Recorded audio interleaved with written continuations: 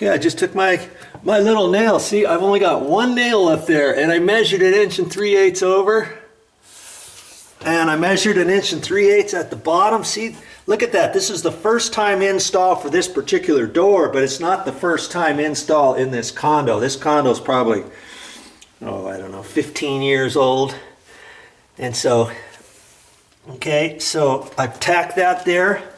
And now, and that's all I have to do. I don't have to nail anything else just yet, okay? I don't even have to nail the top. This is still loose.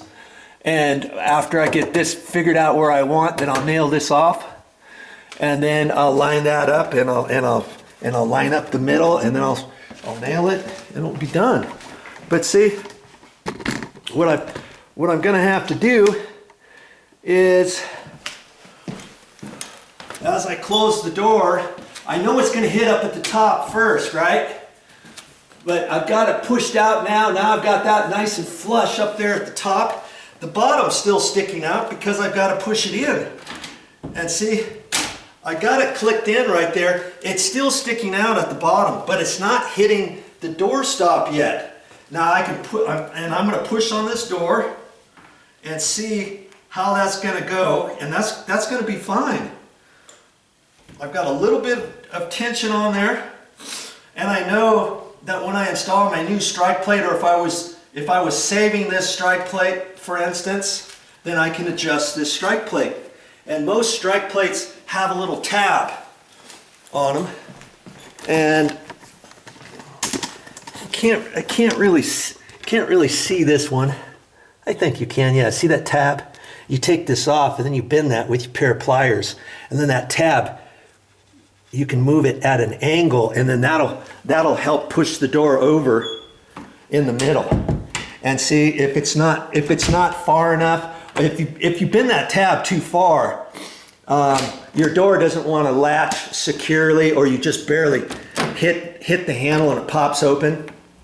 And so what I may end up doing later, before I install the new strike plate, I'll hold it up there, use the same holes or whatever, and then I'll decide, okay, maybe I need to move the strike plate over 1/8 of an inch, or so, and then I'll notch out the side of there, move it over, pre-drill some other holes, put longer screws in so that the screws go into the wood behind the door jamb. You know what I mean? The 2x4, and then that'll push the strike plate over just enough to get this door for the bottom of the door to go in, because obviously the bottom of the door is not going to go in any further than where my strike plate is. See, I've got the strike plate in there, and this is still sticking way out.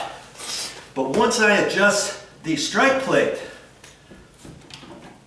see, if I adjust the strike plate and push it in right there like that, I can get it in further.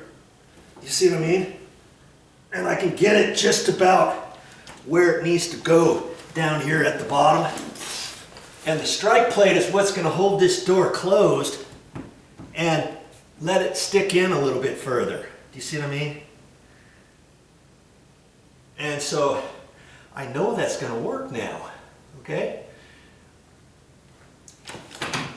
So where the strike is, I'm going to have to figure out exactly how I want this, okay, so that I can measure over and put my nail my door stop in the middle. Then I can tack all that off. I can nail the top, and then I can check out this door before I take it down. I can check on it to see at that point.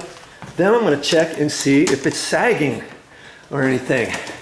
And see, as I look at it, see how close that the door edge is to here? I mean, if it goes a little bit more, it's going to start rubbing, and I'm going to have new paint on the edge of this door and new paint on the door jamb. And so, but you see how tight that is? Now, as you go down, it gets bigger, doesn't it? See there? Look how big that is. So I know that this door has sagged. I've got enough room here to suck this hinge over a little bit at the bottom. And you see down here, see how tight that is right now? Then later on, when I get my new hinges, when I put the door back up there after painting, because I'm gonna change all the hinges and everything, I'm gonna angle this hinge over a little bit to lessen this gap right in there, okay? You see? And I can do that after the door's painted, right? I couldn't fix the edge of this and make it better. See how when I latch that, see how this is pretty much flush there. Remember before it was sticking in 5/16 of an inch. And see down here at the bottom, it's still sticking out, right?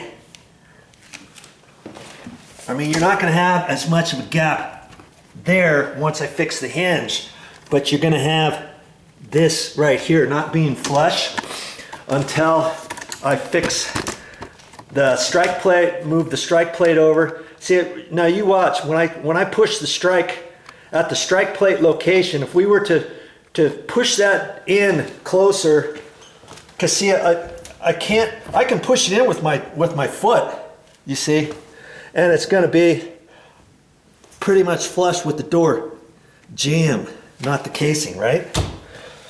What I can't do, I'm not gonna do that every time I close this door. The only place I'm gonna close the door is at the strike plate, right? If I push at the strike plate, you see, I push that right there.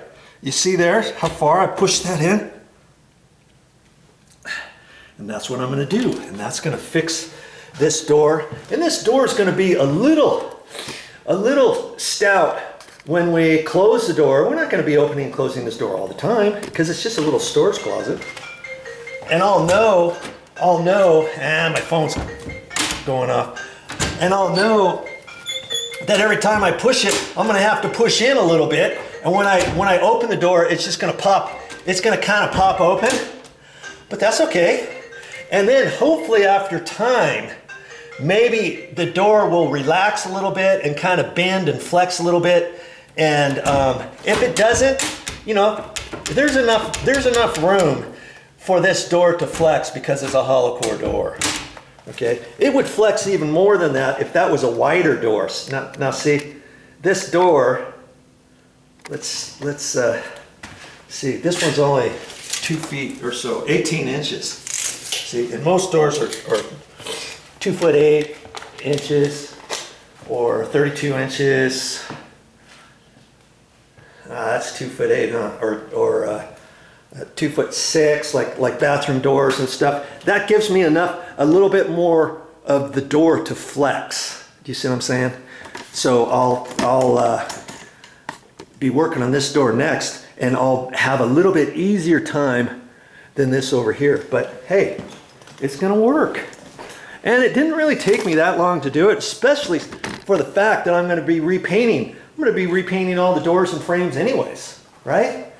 And so why not do the best you can before that time? Now, if I wasn't painting, if I wasn't gonna paint this whole door and everything was fine, and you needed to mess around, and you figured you needed to adjust the stock and all that kind of stuff, you can still do that and caulk it, and then you might need a little bit of paint touch up,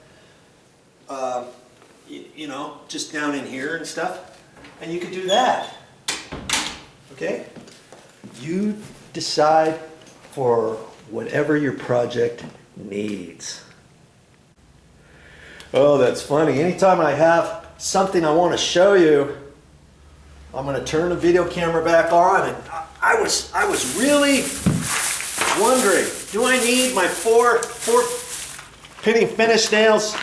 This is what I use, 4Ds, 1.5 inch, the finish nails, and they're called bright brass, not bright brass, just steel, and this is bright. They have coated ones too, galvanized, but I never use those. You could use those on the exterior, but these you would use on the interior. This was $4.75 for a little pound box, and I was like, do I get them? Do I get them? Because I had, see, we had this, and this is for hanging pictures or just different things. It got a little wire in there, got some picture hangers, things over here, different size nails, and I thought, hey, here's some little nails right here. Could I use those? Yeah, I could have used those. I could have used this. This is a smaller one even. That would have worked to tack the nails back. And I thought maybe I can use some of the nails that came out of it. I wasn't sure if they were 4-penny finish nails. Years ago, they installed everything by hand. When I first started in construction years ago, they didn't have nail guns. You did everything by hand. You had to install door jambs with nails and all the trim with little nails. Yeah, so you know what? I might not even use those finish nails, and I don't generally use finish nails for much anymore. I'm usually I've got other ways to fix things, and if I don't need those, next time I'm at Home Depot, guess what? I'm gonna take them back, get my money back, and use that for something else. When I was there at the store, of course, I had to, I went and got some caulking, and this is what I'm gonna use when I caulk. This is the stuff I generally use, Alex Plus. And I make sure I get the white, because there's some in clear containers that say clear, or in white containers that says clear up there. And if you're not paying attention, you may not realize that. And you might got back to the house and thought, oh shoot, I don't want clear, I want white. Okay? And so I got some of that, and I got my nice caulk gun there, and I'm good to go for today.